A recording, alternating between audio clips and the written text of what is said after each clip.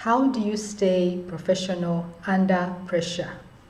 And by pressure here, I mean stress, conflicts, compromising situations, a high workload, a lot is being put on you, a lot of work, a lot of assignments, a feeling of overwhelm. You're struggling with inner conflicts. You're having maybe some emotional issues. How can you still maintain your professionalism at work even while you're going through all this? This is a question that many of you ask yourselves, and it is actually a concern because you do not want to lose that sense of professionalism. You do not want to lose your composure even when you're experiencing a pressurized situation or experiencing a stressful situation. And at times, because of your concern that you want to maintain your professionalism, you don't even allow yourself to acknowledge when you're overwhelmed, to acknowledge when you're stressed, to acknowledge when you're angry, because when you acknowledge, then perhaps you might blow up. So how can you maintain your professionalism, your composure when you're under pressure? This is essentially about managing emotions, because that's the underlying thing. You want to manage your emotions in every situation. There are a couple of things that you can look at or that you can track to make sure that you have the energy, because managing emotions requires you to have the inner resilience. I think you'd call it emotional resilience, to actually manage yourself even in a highly pressurized situation. So I'm going to talk about those 5 things. The first of this is understanding your personal values. This is all about self-awareness.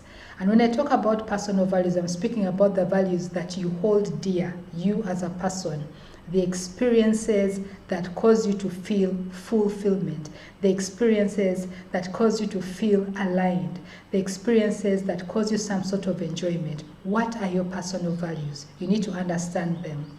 Now, what usually happens is the first time that we encounter the word values is when we are doing like strategic planning for organizations. That's when you encounter the word. And you hear all sorts of things like teamwork, innovation, transparency as organizational values. And at times you think that those could also be your personal value. But then personal values are different from organizational values. They are the experiences that cause you to feel fulfilled.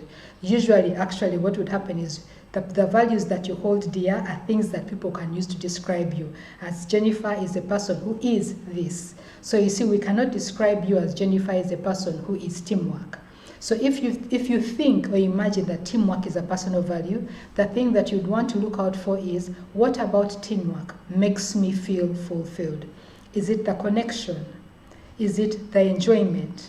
Is it the happiness? Is it the freedom that you feel when you're working with a team? Or if you feel like innovation is a thing that you consider very, very important, is it the creativity? What is it about innovation that is a personal value for you? Is it the creativity?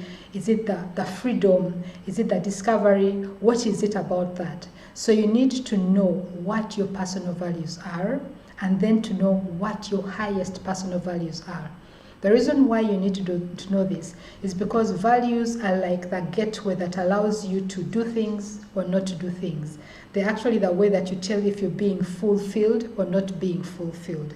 So if your personal values are being violated, you begin to sabotage. Either you will become aggressive in defending your personal values.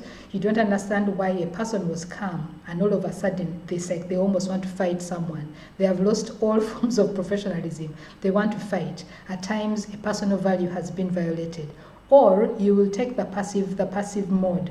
You will begin to sabotage things, not attend meetings, not show up, not respond, be late with stuff, not do work, just dropping balls because you're defending a value that has been violated. So you need to know what your personal values are, so that if they're being violated,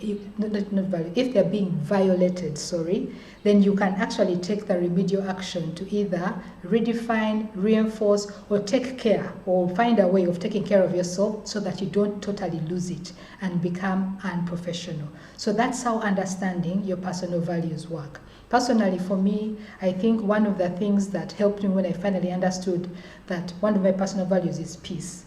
is when someone violated that personal value. I am a Luo. We are usually very straightforward.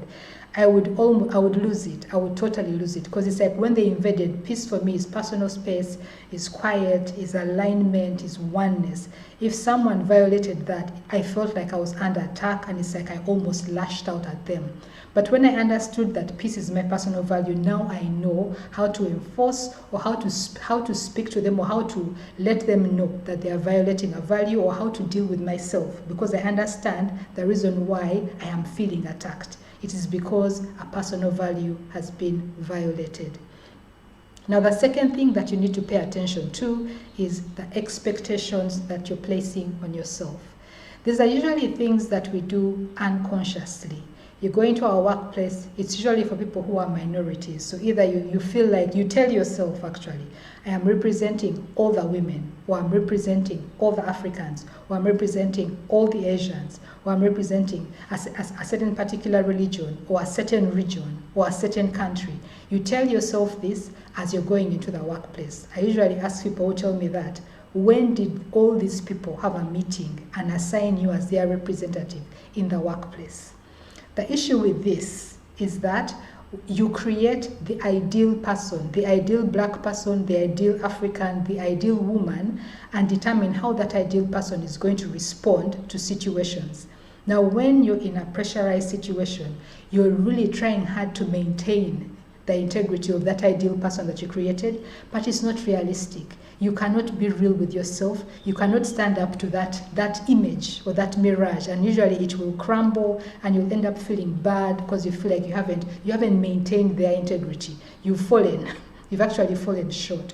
The thing that you need to do is to establish what expectations you are placing on yourself, which are usually unrealistic. But check, are they realistic or unrealistic? And then find a way, evaluate whether you have created an image that is unrealistic about this person that you need to show up as, the facade that you're showing up as, representing all the blacks, representing all the women, and shed that, because the best way to represent the people who you want to represent is by showing up as the best version of yourself, being true to yourself.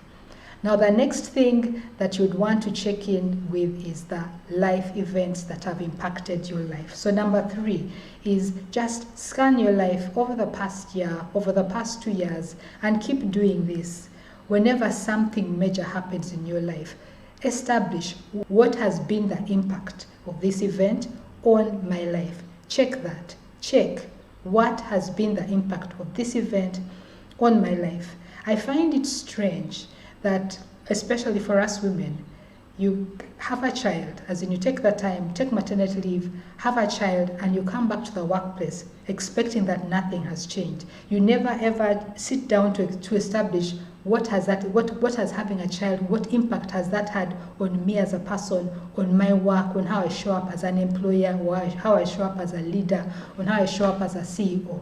So it helps for you to take time to actually evaluate the impact so that you can begin to put in place mitigating measures to see how you can handle that without it impacting or affecting your work or ability to maintain professionalism. Because if you had a child and you come back to work and you expect to continue operating like you operated before you had a child, this is when the things like overwhelm may begin to creep in, or the things like stress may begin to creep in. And when you're overwhelmed, when you're stressed, it is hard for you to maintain your professionalism. You might actually crumble. So that is another thing that you might want to look into. The 4th thing is boundaries. Keep checking on that. How are you doing with your boundaries? Are you enforcing them? Have you enforced them? Have you communicated them? Where have you been lax regarding boundaries? For example, one of my major boundaries was leave. My leave time was never to be touched. And even when I was like in a work situation that could have been considered toxic, that is something that I did not allow anyone to touch. When I wanted to go on leave, I did not seek permission to go on leave. I informed, I organized everything, and I notified I will be going on leave on these days.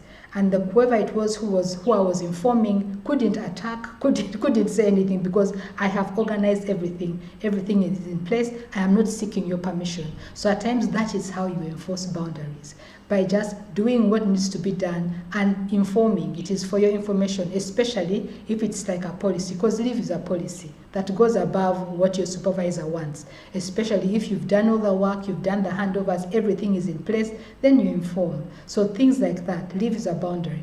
The other thing is a boundary like inappropriate touching. I had an experience like that when I was an intern.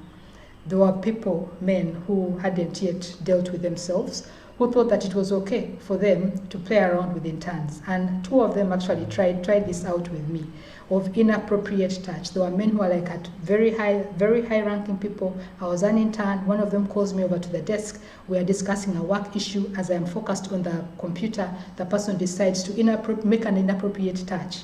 I remember what I did was I turned and looked at this gentleman who was several ranks above me. Actually, I was rankless because I was an intern. I was just an intern.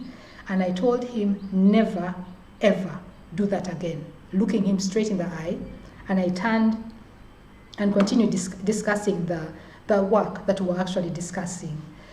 My response, the way that I enforced that boundary, shook him to the core, because I think he expected me to break down and to cry or to run away. But no, I was very firm in the way that I enforced that boundary. It shook him so much that throughout the time that I was in that organization, if I entered a room and he was present in the room, he removed himself from anywhere that was near me. He actually would get up and move to another seat. Even if I sat opposite him, as in close, he moved away because he did not want even the imagination that he had touched me. But you see, I enforced that boundary, I enforced it professionally, and I continued doing my work. So think about things like that. Plan for things like that, especially as women. Plan, how will I manage if this happens?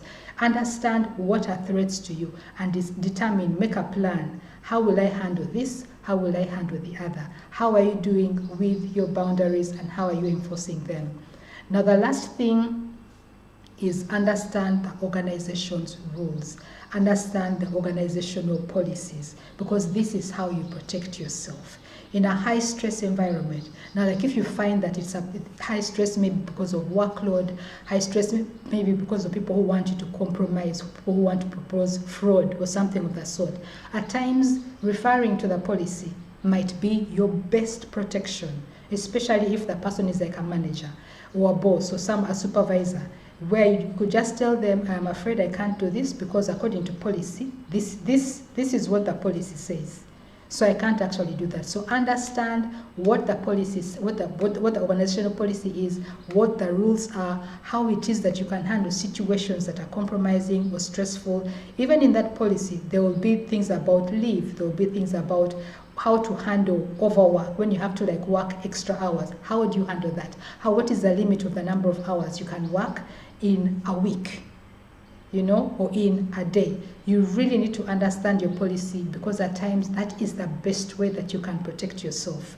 You can actually refer to the policy and have the person tell the person, this is what the policy says, so I'm afraid that I can't do that. So those are some of the ways that you can manage yourself so that you have the energy to manage your emotions. And when you are managing your emotions, then it's easy for you to be professional, no matter what is happening, no matter the pressure, no matter the conflict, the stress, whatever is going on, you can handle it because you're handling yourself. Remember, the first person that you must lead is yourself. If you need support with this, with dealing with any bit of the areas that I've spoken about, understanding your values, understanding your expectations, evaluating the impact of life events, dealing with boundaries, please reach out. There is a link in the description of the video. Let's have a 15-minute call just to see how can we work together, or to hear more from you, how it is that you've been dealing with stress, how it is that you've been dealing with trying to maintain your professionalism in a high pressured, high stress, or under pressure at work.